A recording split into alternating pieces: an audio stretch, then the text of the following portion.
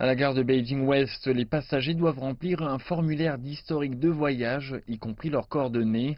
Dans la province du sud-ouest du Sichuan, les autorités locales ont lancé des mesures d'urgence de prévention des maladies et effectué près de 6 millions de contrôles médicaux des passagers.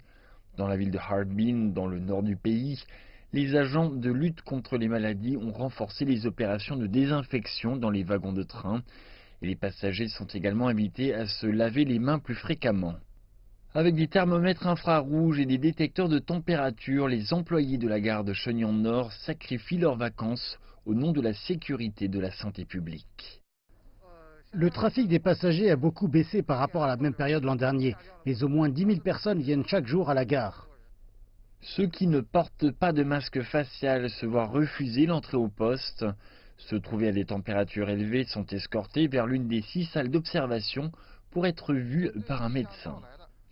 Avec la ruée à venir, l'une de nos principales tâches est de vérifier la température corporelle et de s'assurer qu'il ne reste personne et que les mesures sont précises.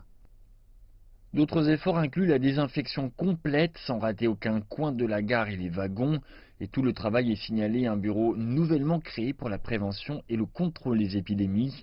Il a permis de signaler plus de 300 contacts étroits de patients infectés et s'attend à une reprise du flux de passagers à partir du 2 février. Nous avons maintenant 3 centres de contrôle et de prévention des maladies, 2 pour le Liaoning et 1 pour le Jilin. La dotation en personnel n'est pas un problème car notre bureau compte 200 000 employés. Le centre-ville de Shenyang se prépare également à l'afflux de personnes.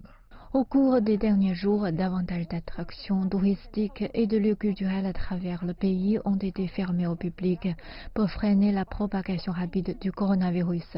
Compte tenu de la situation de cette année, les résidents sont plus susceptibles de passer les vacances les plus importantes de Chine à l'intérieur. Je vis temporairement ici et je dois envoyer quelque chose dans ma maison à l'est de la ville.